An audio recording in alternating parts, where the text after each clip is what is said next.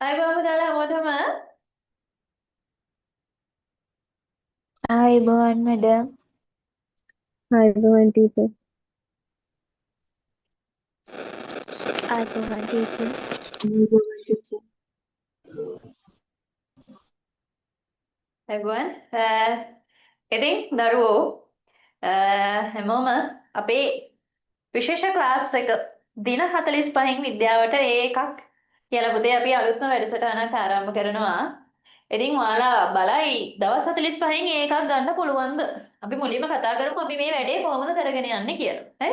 එතකොට දැන් අවධානයෙන් අහගෙන ඉන්න. මොකක්ද අපි මේ දවස් 45න් ඒ එකක් ගන්නෙ කොහොමද කියන කතන්දරේ. පුතාලා මේක අපේ අර සාමාන්‍ය තියරි පන්තියක තියරි ඉගෙන ගන්නවා වගේ කරගෙන යන වැඩක් නෙවෙයි.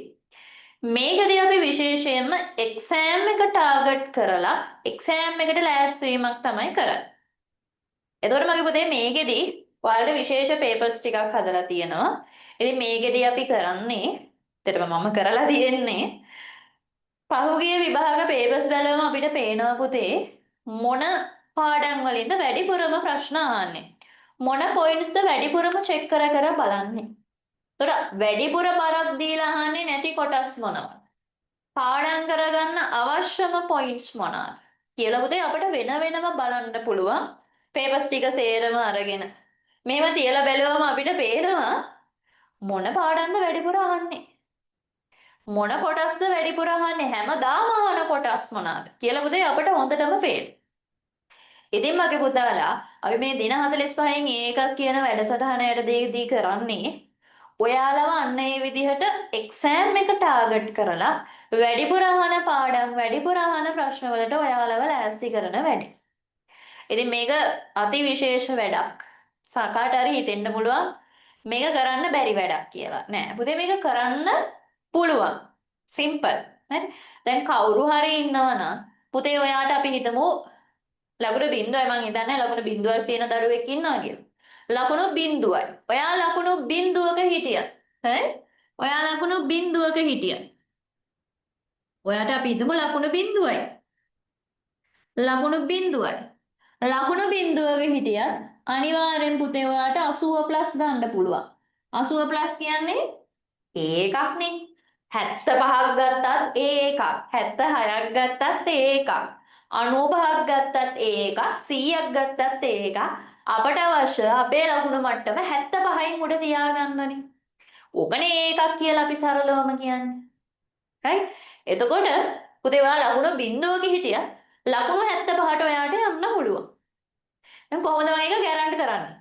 ගැරන්ටි කරලා කොහොමද මේක මේ කියන්නේ? අපි මේ කරගෙන යන වැඩපිළිවෙලෙන් පුතේ අනිවාර්යෙන්ම ඔයාට විශාල තල්ලුවක් වෙනවා. මොකද්ද වැඩපිළිවෙල කියලා කිව්වොත් පුතාලා දැන් අපිට 10 ශ්‍රේණියේ පාඩම් කීයක් තියනවද? දැන් මතක ඇතිනේ 10 ශ්‍රේණියේ පාඩම් 20යි 11 ශ්‍රේණියේ පාඩම් 15ක් තියෙනවා. එතකොට පුතේ මේ කොටස් දෙක ගත්තොත් 10 ශ්‍රේණියෙන් තමයි පුතේ අපිට එක්සෑම් පේපර් එකට 60ක් 65ක්ම ප්‍රශ්න තියෙන්නේ 10 පන්තියේ. 40ක් වගේ තමයි 11 පන්තියේ පාඩම් වලින් ප්‍රශ්න තියෙන්නේ. right? 60ක්ම තියෙන්නේ 10 පන්තියේ පාඩම් ටික. එතකොට ඔය 10 පන්තියේ පාඩම් 20 ගත්තම ඔයගෙන් හැමදාම අහන ප්‍රශ්න තියෙනවා. ඊට පස්සේ සමහර පාඩම් තියෙනවා මේ 10 පන්තියේ බහුවර්ණයක් විතරක් අහලා ෂේප් වෙන පාඩම්. සමහරවිට විහාරගත රචනාවක පොඩි ප්‍රශ්නයක් විතරක් අහලා ෂේප් වෙන පාඩම්. ලොකුවට චෙක් කරන්නේ නැති පාඩම්. ඔය සමහර භෞතික විද්‍යා පාඩම් සමහර අවුරුද්ද ප්‍රශ්නයක් ඇත්තෙත් නැහැ. එහෙම පාඩම් කීපයක් තියෙනවා 10 පන්ති. එතකොට ඒ වගේම වැඩිපුර ප්‍රශ්න අහන හැමදාම කොහෙන් ගියත් ප්‍රශ්න අහන පාඩම්. හරි? එතකොට උදේ අපි හිතනද අපේ ටාගට් එක එක්සෑම් එක නම් අපි වැඩිපුරම ફોකස් කරන්න ඕන අපේ වැඩිපුර ප්‍රශ්න අහන්නේ පාඩම් ටිකට. දැන් මේකෙදී අපි කපටි වෙන්න ඕන. ඇත්තටම කපටිකමකට වඩා මේක මේ ස්මාර්ට් බව අපි පුළුවන් කරගන්න ඕන. අපිට හොඳටම පුළුවන් පාඩම් ටිකක් තියෙනවා විභාගයට වැඩිපුරම අහන පාඩම් ටිකක්. ආන්නේ පාඩම් ටික සුපිරියටම පුළුවන් කරගන්නවා. එතකොට මොකද වෙන්නේ? විභාගෙට කොහෙන්ද? මේ පාඩම අනිවාර්යෙන්ම අහනවා. අපි හිතමු මේ පාඩමෙන් අනිවාර්යෙන් රචනා ප්‍රශ්නේ කොටසක් එනවාම. ඊට පස්සේ අපිට මේ පාඩමේ කොහෙන් ආවත් උත්තරේ ලියන්න පුළුවන් නම් අපිට ලකුණු ටික එනවනේ. සමහර පාඩම් දිනවා අහන්නේ නෑ එක්ක බ්‍රහ්මවර්ණයයි දෙකයි. ඉවත් අපිට පුළුවන් කරගන්න. හැබැයි අර වැඩිපුර බරක් දෙන්න ඕන අර හැමදාම නිරතුරුවම අහන පාඩම් වල. එතකොට දැන් අපි හිතමු ඔයාට විෂය දැනුම නෑ. ඉස්කෝලේ ගියත් හරියට ඉගෙනගෙන නෑ ක්ලාස් වලත් අරකින් මෙහෙට මාරු වෙලා එහෙම හරියට ඉගෙන ගත්තේ නෑ එක්කෝ පාඩම් කරලා නෑ තව රයිට් තාමත් ලකුණු 20යි 30යි ලකුණු 0යි ඒ මට්ටමේ ඉන්නේ දැන් කොහොමද මේකෙන් ගොඩ යන්නේ අච්චු පොත් එක දිහා දැන් මම කොහෙන් පාඩම් කරන්නද කියලා හිතා ගන්න බෑ ඒ මට්ටම ඒ ලෙවල් එකේ ඉන්න දරුවෙක් හිතන්නකෝ ඒ ලෙවල් එකේ ඉන්න දරුවට පුතේ මේ දවස් 45 හැම දවසකම පන්තියට එන්න වෙනවා. ඒ ලෙවල් එකේ නම් ඉන්න. සමහර දරුවෝ ඉන්නවා ලකුණ 50ක් 60ක් තියෙනවා. හැබැයි ඒකක සීමාව නැහැ. එතකොට එයාලා දන්නවා මට පුළුවන් පාඩම් කිහිපයක් තියෙනවා. ඒ වගේම බැරි පාඩමුත් තියෙනවා. ඔය බැරි පාඩම් ටික නිසා තමයි හැමදාම විභාගෙදි ලකුණු අඩු. සමහරවිට හැම පාඩමකින්ම චුට්ට තමයි පුළුවන්. සමහරවිට හැම පාඩමෙම මුල ටික විතරයි පුළුවන් අග බෑ. එහෙම දරුවොත් මෙතන ඇති. එතකොට ඒ මට්ටමේ ඉන්න දරුවෝ හැමදාම දවස් 45 පන්තියට එන්න ඕන. සමහර ළමයි ඉන්නවා ඕල්රෙඩි දැන් 75ට වඩා ලකුණු තියෙනවා. ඒකක් මට ෂුවර් කියලා දන්න දරුවෝ ඉන්නවා. එතකොට ඒ දරුවන්ට මම දන්නවා අනිවාර්යෙන් පාඩම් කිහිපයක් දෙනවා. Tamanට කොන්ෆිඩන්ට් එක තියෙනවා. මේ පාඩම් ටික මට පුළුවන් කියලා. ඒ දරුවෝ ටික ඔයාට පුළුවන් පාඩම උගන්වන දවසේ ඒ වෙලාවට එන්න අවශ්‍ය නැහැ. ඒ වෙලාවේ වෙන පාඩමක් හෝ වෙන විෂයක් ඔයාට ඉගෙන ගන්න පුළුවන්. ටයිම් එක අපි සේව් කරගන්න. ඔයාට ලකුණු 75ට වැඩිය දැනටම තියෙනවා නම් මොකද ඔයාට අර අමාරුයි කියලා හිතන කොටස් තියෙන පාඩම් තියනනේ. ආන්නේ පාඩම් තියෙන වෙලාවට සම්බන්ධ වෙන්න. රයිට්? එතකොට දැන් ඔය පාඩම් කරන දවස්වලදී පුතේ අපි පාඩමේ දැන් හිතන්නකෝ ජීවයේ රසායනික පදනම 10 මැදේ පළවෙනි පාඩම. කාබෝහයිඩ්‍රේට්, ප්‍රෝටීන, ලිපිඩ, නියුක්ලික් අම්ල ඔහම සෙට් එකම තියෙනවනේ. අපි කී නෝට්ස් ටික ඉගෙන ගන්නවා. කාබෝහයිඩ්‍රේට් නම් කී නෝට්ස් ටික. වැල් වටාරම් ඒ දේවල් කිසිම දෙයක් නැතුව හරි අපි කී නෝට්ස් ටික වැදගත්ම පොයින්ට්ස් ටික විතරක් මතක තියාගන්න. පන්තියේදීම අපි ඔය ටික පාඩමුත් කරගන්න. කී නෝට්ස් ටික. ඒතර අර තියරි පන්තියේ වගේ හිමීට කාබෝහයිඩ්‍රේට් කියන්නේ මෙහෙමයි පුතාලා.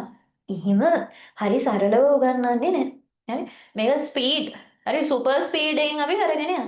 ඒකට අවශ්‍යම කී පොයින්ට්ස් ටික විතරක් අපි පන්තියේදී ඉගෙන ගන්නවා. කියන්නේ ආය රිවිෂන් එක වගේ කරනවා. කී පොයින්ට්ස් ටික ඉගෙනගෙන අපි තුමු කාබෝහයිඩ්‍රේට් වල හැදිලා තියෙන මූලික සංයෝග මූලද්‍රව්‍ය මොනවාද? ඔයගේ ප්‍රයෝජන මොනවාද? මොනොසැකරයිඩ්, පොලිසැකරයිඩ්, ඩයිසැකරයිඩ් මොනවාද? ඔයාට උදාහරණ මොනවාද? ආන්ගේ කී පොයින්ට්ස් ටික ඉගෙන ගත්තා. ඒත් එක්කම බහුවර්ණ ප්‍රශ්න 10ක් විතර කරගෙන යනවා පන්තිය වෙලාවෙ. ඒකෙන් මොකද වෙන්නේ? මේ මොහොතේ ඔයා ඉගෙන ගත්ත නැවත මතක් කරගත්තා, රිකෝල් කරගත්තා.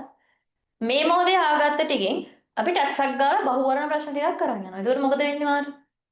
ඔයාගේ මොලේ මේ මොහොතේ ඔයා දන්නවනේ ඔයාගේ මොලේ කෙටි මතකයක් තියෙනවා, ඒ වගේම ගැඹුරු මතකයක් තියෙනවා. කෙටි මතකේ තියෙන්නේ. අපි මේ ප්‍රශ්න ටික කරනකොට අපේ මොලේ වෙහෙසෙන ඔය තියෙන කෙටි මතකයේ තියෙන ඒ වගේ ඒ ප්‍රශ්න ටික විසඳන්න.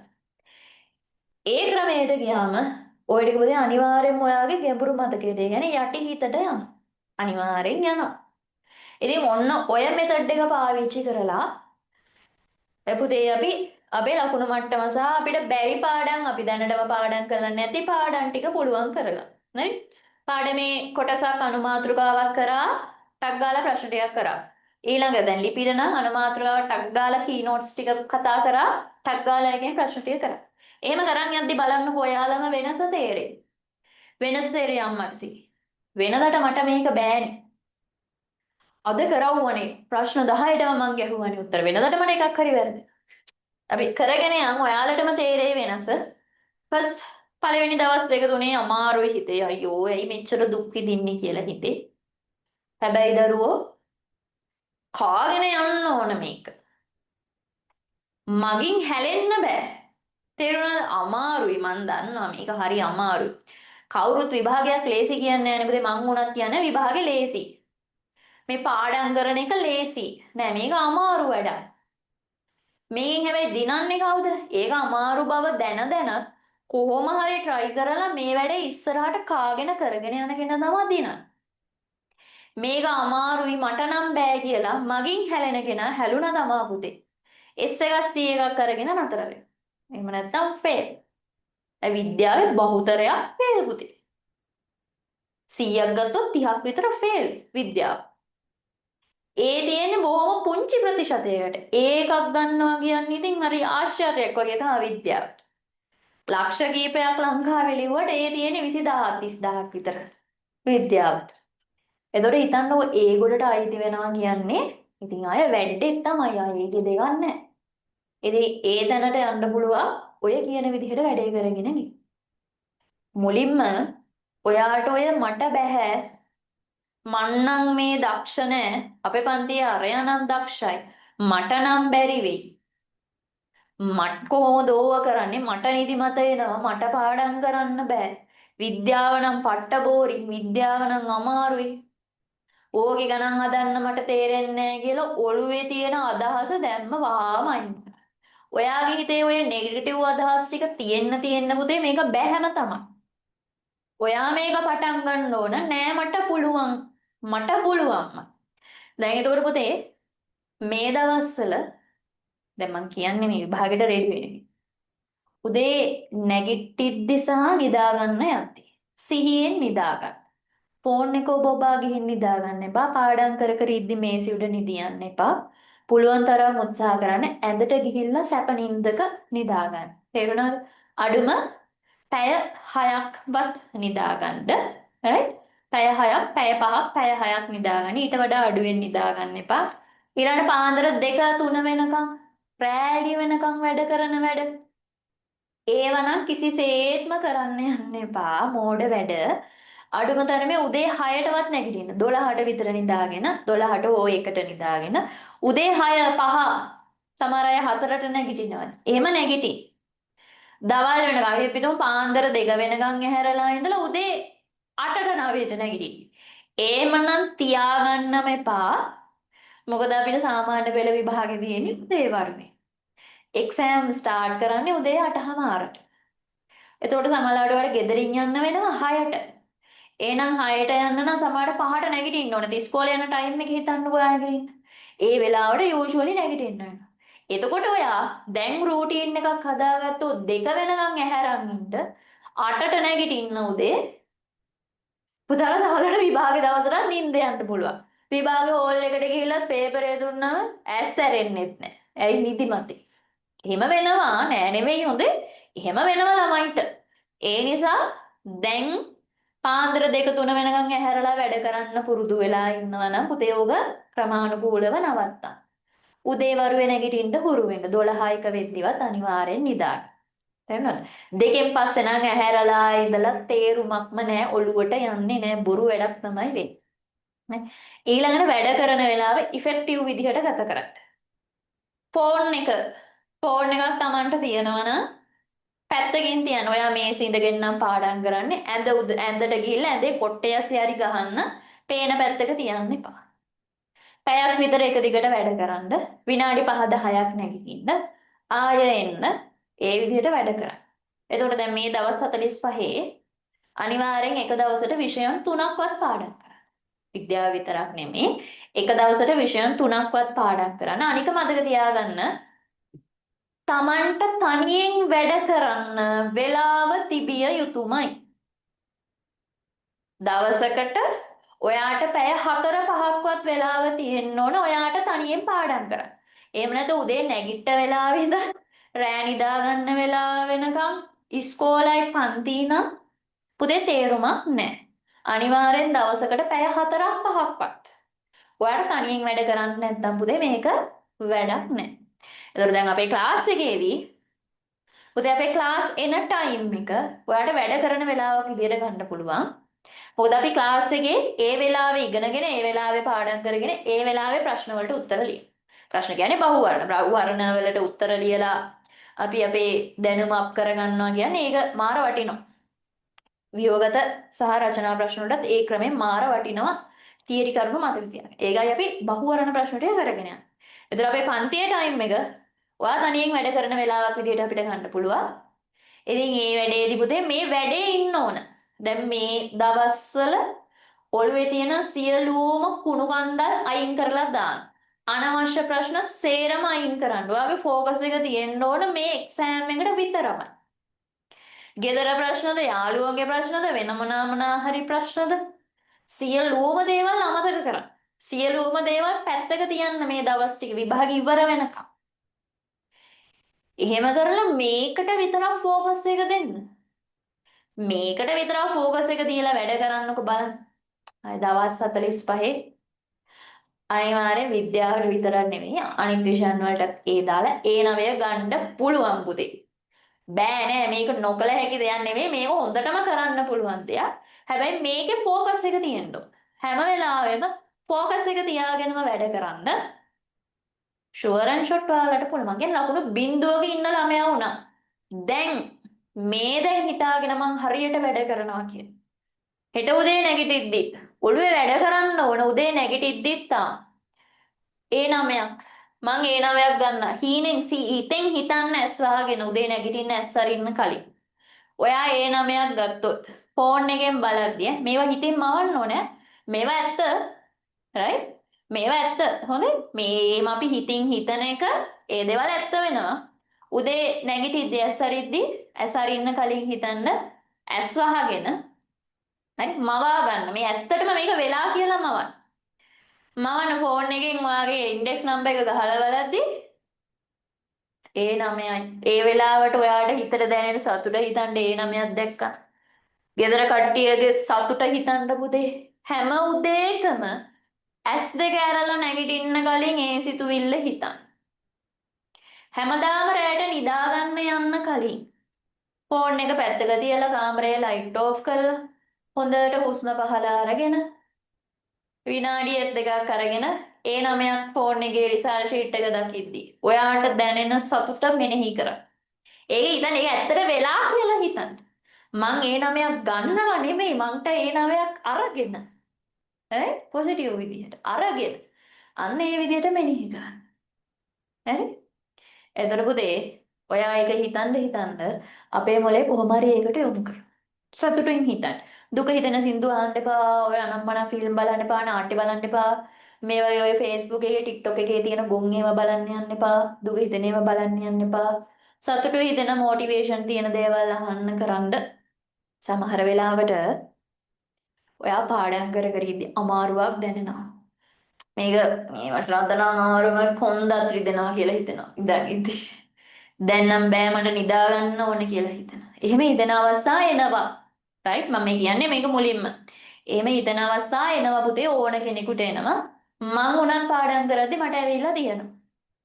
එහෙම අවස්ථාවක් ආව ගමන් තවදුරටත් මේසේ ඉන්න බෑ නිින්ද යනවා වැටෙනවා මෙහෙම. එහෙම වෙනවා මටත් මේසෙට මෙහෙම ඔළුව ගහම මං නිදාගත්ත අවස්ථා මට තියෙනවා. ඉතින් එහෙම අවස්ථාවක් එනවා කියලා දැනෙච්ච ගමන් නැගිටින්න පුටුවේ.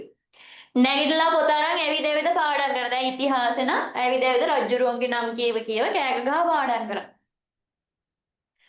ඇවිදිද්දි තේ නිදිමතයි නම් උඩ පැන හරි පාඩම් කරන්න.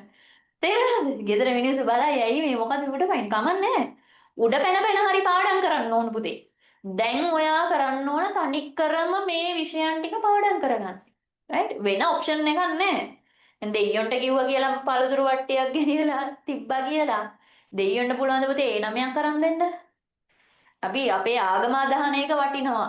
අපි ගිහින් බෞද්ධ ළමයි නම් බෝධි පූජා තියන්න අම්මලා ඒවා කරනවා නම් කරන්න ඉඩ දෙන්න. දේවාලයකට යනවා නම් ගිහිල්ලා ඒවා බාරහාර වෙනවා නම් ඒවත් කරන්න. හැබැයි හොඳට මතක තියාගන්න දෙවියොන්ට ඒ 9ක් කරන් දෙන්න බෑ. දෙවියොන්ට ඇවිල්ලා පේපරේ ලියන්න බෑ. ඒ වගේ දේවල් වලින් පුතේ අපි බලාපොරොත්තු වෙන්නේ විභාගෙට යද්දී කරදරයක් නොවී යන්න. හිතන්නකෝ විභාගේ දවසේ උදේට බයට බඩ යන්න පටන් ගන්න. Loose motion. ඕල්ලේ විභාගෙ ලියා ගන්න බෑනේ. එතේ උදේ යනකොට වාහනේ යනකොට මෙන්න බස් එක කැඩේ. ඒ වගේ දේවල් වැළගෙනවා පුතේ අර විදිහේ දේවල් වලින්. හොඳේ බෝධි පූජාද වෙන වෙන පූජා කරනවා වගේ ඒ වගේ ආබාධ වැළගෙනවා. එහෙම නැතුව ඒ නමයක් ඇවිල්ලා දෙයියෝ ලියලා දෙන්නේ නැහැ. ඒක කරන්න පුළුවන් ඔයාට විතර. අර වගේ ලෙඩ හැදෙන ඒවා. ඔය අතරමඟදී වෙන ඇක්සිඩන්ට් හරි මොනවා හරි අනතුරු හරි ඒවා වැළකෙනවා. ඒ නිසා ඒ දේවල් දෙමාපියෝ කරනවා නම් බනින්න එපා. එයාලට ඒවා කරන්න දෙන්න. ඔයාලා කරනවා නම් ඔයාලත් ඒවා කරන්න. තේරුණාද? right.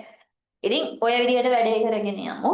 මම අර කිව්වා වගේ පාඩමේ කොටස කරනවා ඒක මම ප්‍රශ්න ටිකක් කරනවා. පාඩමේ කොටස කරනවා ඒක මම ප්‍රශ්න ටිකක් කරනවා. අනුමාත්‍රිකා වලට කඩ කඩ තමයි අපි කරන්නේ. එතකොට මම කිව්වා වගේ වැඩිපුරම අහන පාඩම් වලින් තමයි වැඩිපුරම අපි ප්‍රශ්න සහ වැඩිපුරම සාකච්ඡා කරන්නේ. ඒ කියලා 10යි 11යි පාඩම් 35 කතා නොකර ඉන්නේ නැහැ. පාඩම් 35මත් කතා කරනවා.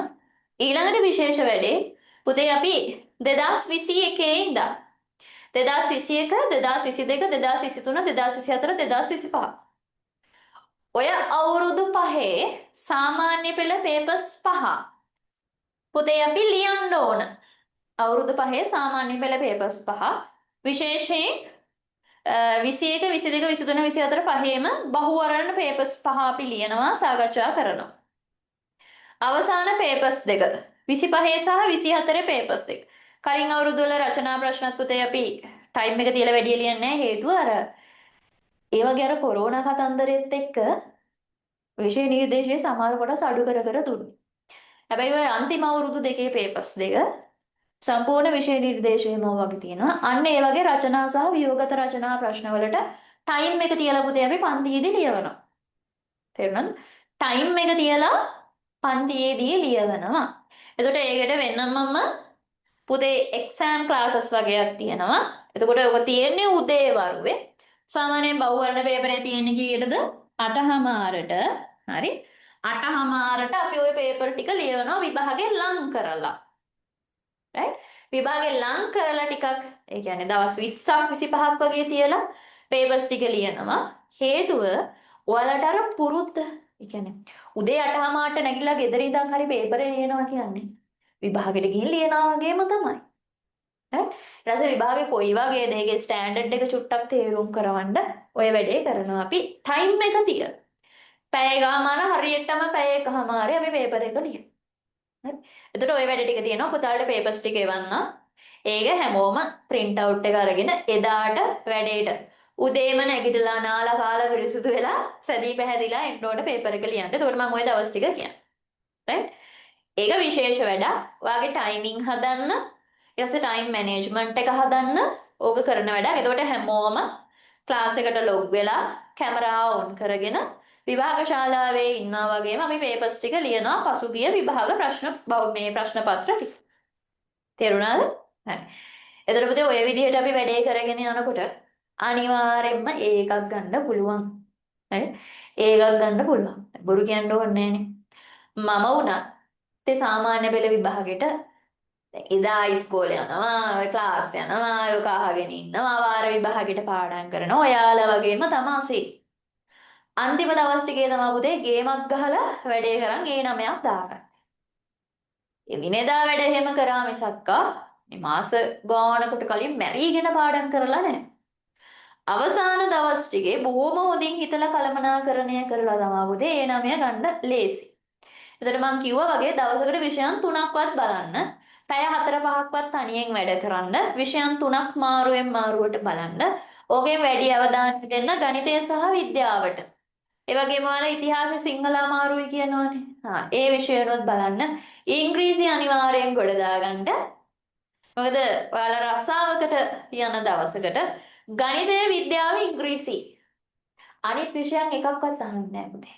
ගණිතය විද්‍යාව ඉංග්‍රීසි අවම C සාමාර්ථයක් තියෙන්න ඕන.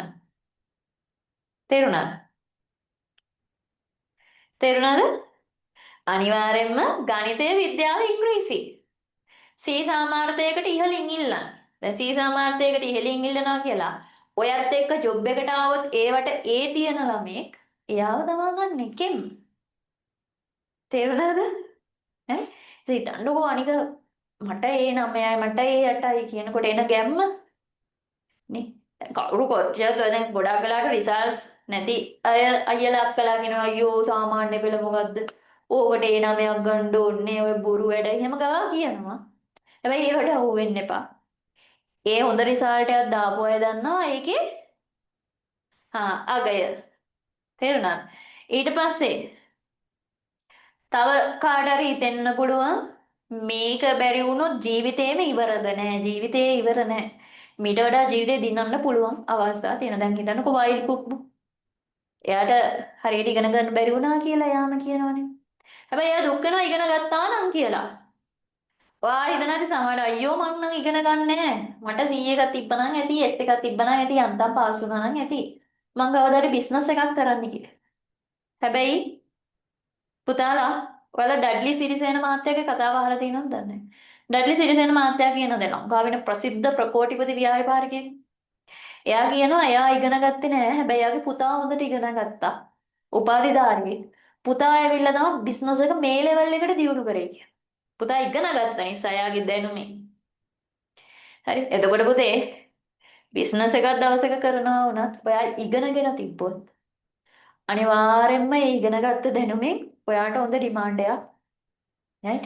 ඒ නිසා හොඳට සිහියට ගන්න මේ වැඩේ සුපිරියටම කරගෙන යමු. තේරුණාද? අද හිතට ගන්න මං කිව්ව රැයට නිදියද්දි හිතන්න. උදේට නැගිටිද්දි හිතන්න. ඕක මන්තරේ වගේ එක්සෑම් එක වෙනකම්ම ජප කරගෙන යන්න. අනිවාර්යෙන් හරියනවාමයි.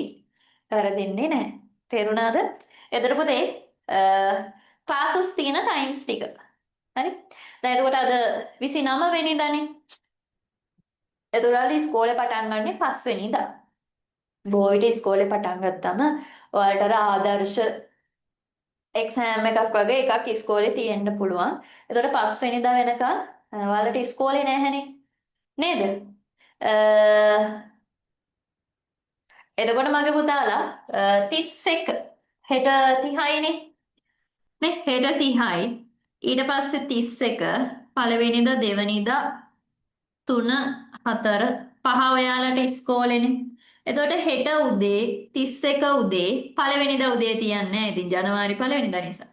දෙවෙනිදා උදේ තුන්වෙනිදා උදේ හතරවෙනිදා උදේ පස්වෙනිදා රෑ. එහෙම තමයි ක්ලාස් තියෙන්නේ. ඉස්කෝලේ තියෙන දවස් වලට රෑට පන්තිය තියෙන්නේ. ඉස්කෝලේ නැති නිවාඩු දවස් ටික ආයෙ එනවනේ. එතකොට නැවත උදේවරුේ තමයි පන්තිය තියෙන්නේ. එතකොට මම ප්ලෑන් කරගෙන ඉන්නේ පුතාලට උදේ 6ට වගේ පන්තිය දාන්න. මොකද උදේම අපේ ඔළුවට යන ප්‍රමාණය ඇත්තටම වැඩි දරුවෝ. ඒකයි මම කියන්නේ රැයට පාඩම් කරනවට වැඩිය කවුරු හරි උදේට පාඩම් කරනවා නම් හොඳ. දැන් ඒ කියලා රැයට පාඩම් කරන්න බෑ. පාන්දර 4ට නැගිටලා පාඩම් කරන්න ලෑස්ති වෙන්න එපා. ඔයාලට පුළුවන් විදියට කරන්න. හරි? එතකොට හෙටට විතරක් පුතේ උදේ 7ට හෙටට විතරක් උදේ 7ට තියෙනවා. හරි?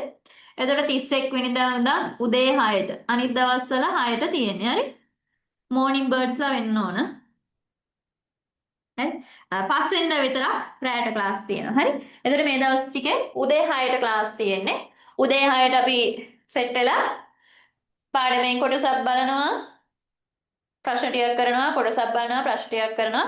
අපි සාමාන්‍යයෙන් පැය දෙකක් වගේ කරමු. අනවශ්‍ය වෙලාවල් පුතාලගෙන් ගන්නෙත් නැහැ. මොකද ඔයාලට අනිත් විෂයන් පාඩම් කරන්නත් තියෙනවා. වෙන ක්ලාස් වලට යන්නත් තියෙනවා. වෙන වැඩක් තියෙනවා. හරි පාඩම් කරන ඒවා. right? තේරුණාද? ඉතින් ওই විදිහට තමයි අපි වැඩ ටික කරගෙන යන්නේ. ඒතර දවස් 45ම එක දිගටම තියෙනවා පුතාලා. හරි? ඉතින් ওই විදිහට වැඩේ කරගෙන යමු. එතකොට කාට හරි මේ පන්ති වලට එන්න බැරි වෙනවා නම් පුතේ YouTube එකට අපි අප්ලෝඩ් කරලා රෙකෝඩින් එක දෙනවා. රෙකෝඩින් එක බලන්න පුළුවන්. එතකොට ඒ දවසට දැන් හැමදාම දවස් 45න් ඒ කියන වෙලාවටම ලයිව් වෙන්න බැරි වෙයිනේ. ඒ වෙලාවට පුතේ ඔයාලට රෙකෝඩින් එක බලන්න පුළුවන්. හැබැයි ඊළඟ දවසේ පන්තියට එන්න කලින් දවසේ රෙකෝඩින් එක කොහොම හරි ටයිම් එකක් හොයලා බලලා එන්න ඕන. කොහෙන් හරි ටයිම් එක අරගෙන බලලා එන්න. දැන් YouTube රෙකෝඩින් එක නම් අපිට අර ෆාස්ට් දාලා බලන්න පුළුවන්. එහෙම හරි බලලා වැඩ ටික කරලා අනිවාර්යෙන් ඊළඟ දවසේ එන්න. එහෙම නැතුව මග හැරිලා නිවැරදිව මේ වැඩේට ආවේ නැත්නම් පුතේ ඒක කැරන්ට් කරන්න බෑ. මේ කියන වැඩ ටික හරියට පිළිවෙලට කරොත් අනිවාර්යෙන් අපිට ඒකට යන්න පුළුවන්. තේරුණාද? ඉතින් ඕකලම කතන්දරේ. ඉතින් මේ දවස් 45ටම පුතේ ලොකු මහන්සියක් මාත් දරනවා. ඔයාලත් ඒ වගේම මහන්සි වෙන්න හැම විෂයකටම මහන්සි වෙන්න විශේෂයෙන් කිව්ව ගණන් විද්‍යාව ඉංග්‍රීසි. ඔය සබ්ජෙක්ට් තුනට අනිවාර්යෙන් හොඳටම මහන්සි වෙන්න. මම අර කිව්වනේ දවසට විෂයන් 3ක් හරි කරන්න කියලා. ඒ විෂයන් තුන ඇතුලේ පුතේ ඔය ගණන් විද්‍යාව ඉංග්‍රීසි අනිවාර්යෙන් කොහොම හරි මාරුවෙන් මාරුවට හරි දාගෙන කරන්න. නිදිමත එන වෙලාවක් නම් ගණන් හදන්න. ඉතිහාස සිංහල වගේ ඒවා රෑ 12ට එකට පාඩම් කරන්න එපා නිින්ද යන. පුළුවන් තරම් හවස් වරුවට ඒ වගේ සබ්ජෙක්ට් කරන්න. රෑ වෙලාව වරුවකින් ගණන් හදන්න නිින්ද යනවා අඩුයිනේ අපි හිතන නිසා. right? එතකොට කාලසටහනක් කියන එක දැන් ලොකු වෙලාවක් වැය කරලා Tamanට කාලසටහන හදන්න යන්න එපා. නිකමට දවස් ටික අරගෙන මට ක්ලාස් තියෙනවා මෙහෙම ඉස්කෝලේ තියෙනවා මට ෆ්‍රී ටයිම්ස් මේවා තියෙන්නේ. මෙහෙමයි කියලා ගන්න. right? වැඩිපුර ඔයාට අමාරු සබ්ජෙක්ට් වලට ඔළුව දාගන්න ඒවා වැඩිපුර වැඩ කරන්න. ක්ලාස් යනවා නම් ක්ලාස් එක වෙලාවේ ප්‍රයෝජනවත් වැඩ කරන සමහරවිට ඔයාලා සම්මන්ත්‍රණ වලට යනවනේ. උදේ ඉඳන් හවස වෙනකන් ඉන්නවා. හරි? එහෙම යනවා නම් පොද අනිවාර්යෙන් ඒකේ හොඳට ඉගෙන ගන්න. නිකන් කාලේ කන්ද සල්ලි නාස්ති කරන්න යන්න එපා. ඊට වඩා හොඳයි ගෙදරින් නම් පාඩම් කරන්න. අනිවාර්යෙන් එහෙම යන්න බොහොම හොඳ සම්බන්ධයක් තියෙනවා. යන්න ගිහින් හැබැයි වැඩේ කරගන්න. යාළුවා හම්බ වෙන්නයි. හරි? කාලේ කණ්ඩායි එහෙම යන්න එපා. ගිහින් අනිවාර්යෙන් දෙයක් ඉගෙන ගන්න. මොකද ඔයාලට නාස්ති කරන්න ටයිම් එකක් නැත. right? එහෙනම් දරුවෝ හෙට උදේ 7ට අපි පන්ති ආරම්භ කරනවා. අර කිව්ව විදිහට කිව්ව ටයිප් එකට අපි පාඩම අරගෙන ප්‍රශ්න ටික කරගෙන යනවා. අනිවාර්යෙන්ම ඔයාලට පුළුවන් වෙනවා. බය වෙන්න දෙයක් නැහැ. මම වගකීම බාර ගන්නවා. හැබැයි ඔයාලා වැඩේ පිළිවෙලට ලස්සනට කරගෙන යන්න ඕන. හරි? ලවුණ බිඳුවක හිටියා. ක්ලාස් ටිකට එන්න කියන වැඩ ටික හරියට කරන්ද මේ විදිහට වැඩේ කරගෙන ගියොත් අනිවාර්යෙන් ඒකකට යන්න පුළුවන්. ආයෙක ගැරන්ට් කරනවා. right? එහෙනම් අපි හෙට ඉඳන් ඒ කියන්නේ හෙට උදේ 7ට පන්තියේ තියෙනවා. හෙට උදේ 7ට ජොයින් වෙන්න. උදේ 7ට එන අපි හම්බෙලා අපේ ජර්නි එක ආරම්භ කරනවා. right. එහෙනම් පුතේ දැනට පන්ති අවසන් කරනවා. එහෙනම් හෙට උදේ 7ට හම්බ වෙමු. එහෙනම් පුතාලා හැමෝටම පුතේ good night අයබෝවන්. වැඩ කරන්න නිදා ගන්න යද්දි අර කිව්ව විදිහට හිතන්න. හෙට උදේ නැගිටිද්දිත් හිතන්න. 7ට ක්ලාස් එකේ ඉද්දි දත් මැදලා මූණ හොදලා පිළිවෙලට ඉඳගෙන ඉන්න. එතකොට ෆ්‍රෙෂ් වෙලා එන්නේ. right? එහෙනම් හැමෝටම අයබෝවන්. බුදු සරණයි ටීචර්. සරණයි. බුදු සරණයි teacher. Good night, miss. Good night teacher. good night. Good night, teacher. Good night. හෙට තියෙන thank you. bye bye. Recording එක දානවනේ. ඔව් රෙකෝඩින් එක දානවා පුතේ. Good night, good night. good teacher. night.